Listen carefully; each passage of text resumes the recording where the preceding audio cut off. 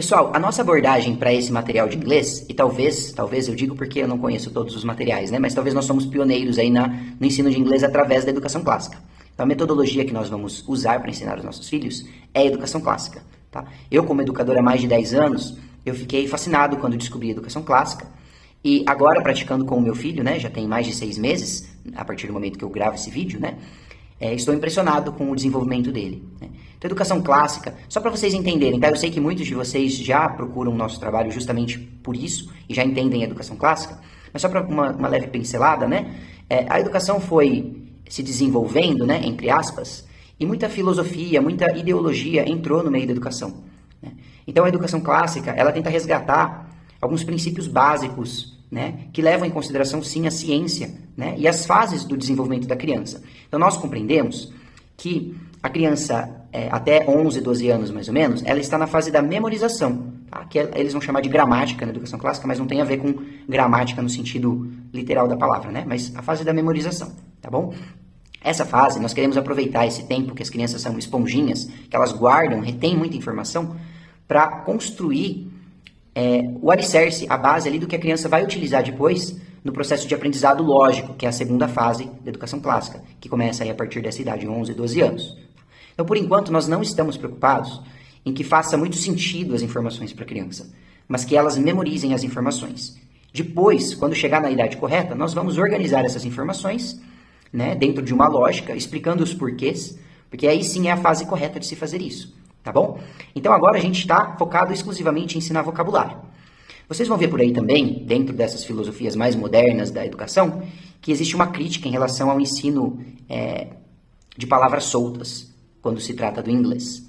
Podem ficar despreocupados, tá bom? Nós não estamos preocupados aqui em construir contexto agora. Nós entendemos a importância do contexto, nós vamos trabalhar o contexto no momento certo, tá?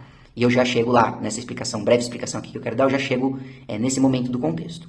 Por enquanto, nós queremos que a criança tenha a certeza do que ela está aprendendo. Então, quando ela aprende uma frase completa, ela ainda não consegue, com 2 anos e meio, por exemplo, que é a idade do meu filho, né, que eu comecei um pouquinho antes com ele, 3 anos e meio, ela não consegue separar as palavras ali dentro de uma frase ainda. Então, ela está aprendendo, sei lá, I like to travel.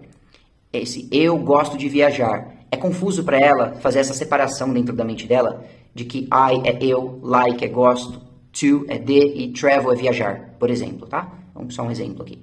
Então, nós queremos ensinar algo mais concreto para as crianças. Então, like é gostar, travel é viajar, I é eu. Então, as crianças encontram essas palavras e memorizam as palavras, tá? Nós sabemos que os idiomas, né, uma segunda língua, ela não necessariamente é falada apenas com palavras. Existe muito mais, né, em uma língua do que simplesmente saber palavras. Porém, nós entendemos também que as palavras são a base de qualquer idioma. Sem palavras não existe comunicação. Então, você ter o domínio de um vocabulário, ele é extremamente fundamental para que outras competências sejam desenvolvidas.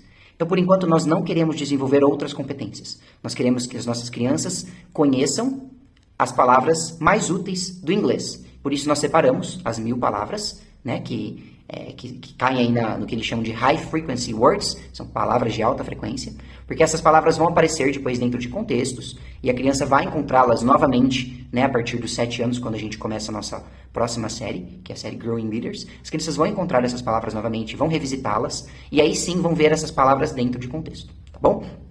Isso é uma breve explicação só para você ficar tranquilo em relação às coisas que falam por aí, tá bom? Sobre as formas, as ferramentas que nós usamos para que as crianças memorizem o nosso material. E aí que é o que eu sinto mais orgulho de falar, tá bom? Nós estamos desenvolvendo um material que tem várias ferramentas muito úteis na memorização. Tá? A primeira delas, e talvez a mais importante, é a musicalização. Nós criamos o que nós chamamos de chants, em inglês.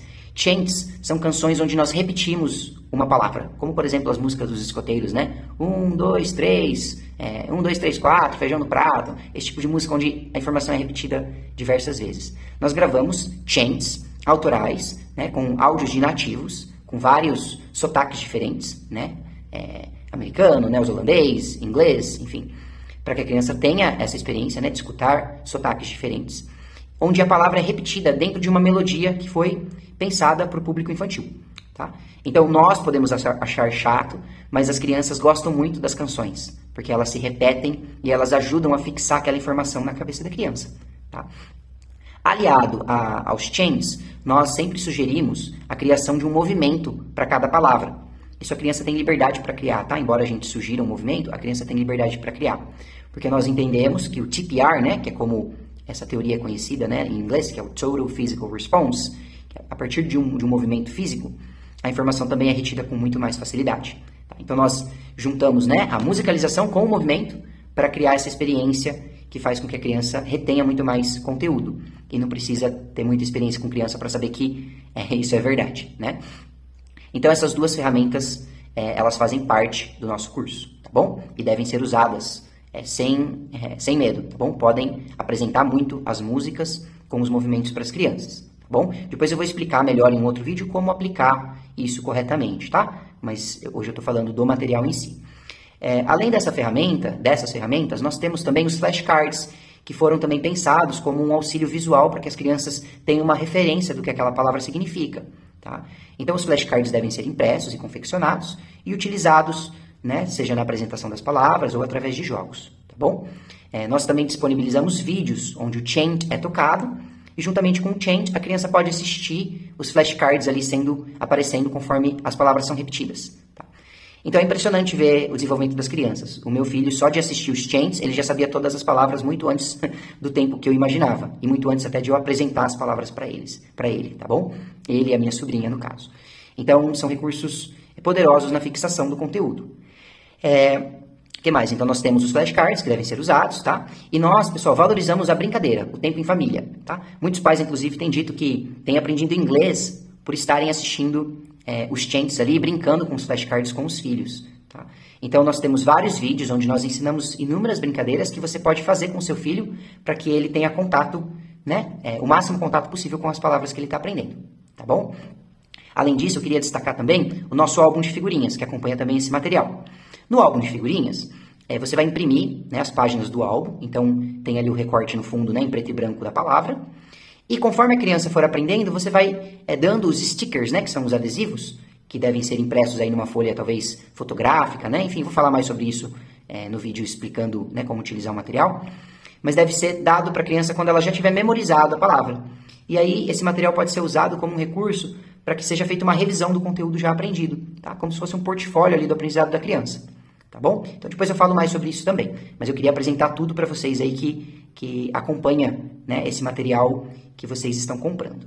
Tá bom, pessoal? Então essa é a série Wordplay. Vamos levar nossos filhos, né, aí de 2 anos e meio, 3 anos até 7 anos, 8 anos. Tem pais que até 10, 11 anos ainda continuam usando o material para terminar com os filhos. Não tem problema, tá? Mas a partir dos 7 anos, nós temos a outra série, que é a série Growing Readers. Porque agora que nossos filhos já estão alfabetizados em português, nós queremos aproveitar isso para introduzir a leitura em inglês. Então agora nossos filhos não vão só aprender palavras, né, o sentido e a pronúncia das palavras, mas a ler as palavras também. Porque nós acreditamos que a leitura, a educação clássica acredita, né, que a leitura é uma das ferramentas mais importantes para o aprendizado. Então nós queremos que os nossos filhos comecem a ler inglês. Então com 7 anos nós começamos ainda nesse processo de memorização, mas agora a memorização das palavras dentro de um contexto. Então a gente revisita as palavras da série Wordplay, ensina as crianças, né, a pronúncia de outras palavras e outras palavras que vão pelo contexto, e também ensinamos ali a leitura das palavras que vão evoluindo a cada semestre da série Growing Readers. Mas não fiquem preocupados, isso é um assunto para a nossa próxima unidade. Quando você chegar lá, você vai ter um vídeo também explicando bem esse momento da fase do aprendizado do seu filho, tá bom? Por enquanto, o que eu queria dar esse overview para vocês, tá? Então, são 10 unidades, né? Wordplay 1 até Wordplay 10, que vão aí ensinar aproximadamente 1000 palavras que são high frequency words, né? Palavras de alta frequência no inglês, para o seu filho, tá bom? Segue aí, eu sei que esse aqui foi um vídeo um pouco comprido, mas eu quero que você entenda bem o material, para você entender o que você está comprando, como utilizar, para que o seu filho tenha, de fato, os resultados que eu tenho aqui com os meus, tá bom? Obrigado, pessoal, até o próximo vídeo.